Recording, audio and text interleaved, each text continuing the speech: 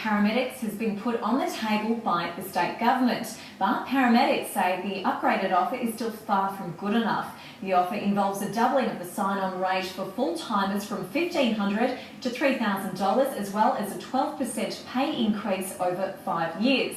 But it's the conditions ambulance workers are still unhappy with. Shepparton paramedic Hayden Purcell says the conditions are a step back from what was previously put on the table.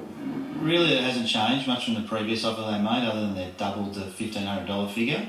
Otherwise, everything stays there, and it's conditions that'll make it worse for us. It's a tussle that's not yet over, with Victorian paramedics turning up their noses at the government's recent pay offer.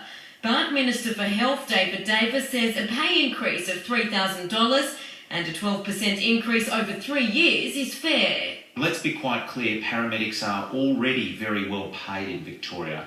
An ALS 6, one of the commonest categories, would be in fact in total package on over $100,000. My pay per year is $71,000 as a Year 6 ALS paramedic. The $100,000 is blatantly untrue. There've been not many paramedics I know that earn $100,000. Local paramedics say the $3,000 sign-on payment is an insult, considering they haven't received a pay rise since August 2011.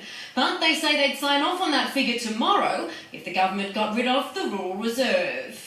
Rural Reserve would mean that most of us who are based in Shepparton would then have to travel up to maybe an hour away from home and would be working away from home.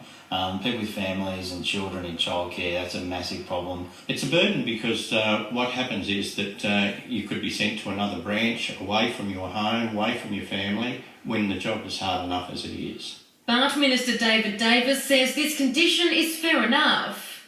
Working 148 days a year, 10 weeks leave annually, parental leave that's greater than many in the rest of the state, to ask them to move for a short period to help fill a gap in a nearby town doesn't seem a lot. Paramedics are required to sign off on the offer in principle by August 22nd, or it's off the table. But local workers aren't happy with this approach. This whole enterprise bargaining agreement is all in good faith. So the union and the service come together, have meetings, try and come to a compromise. To be given an ultimatum really is counterproductive to the whole thing.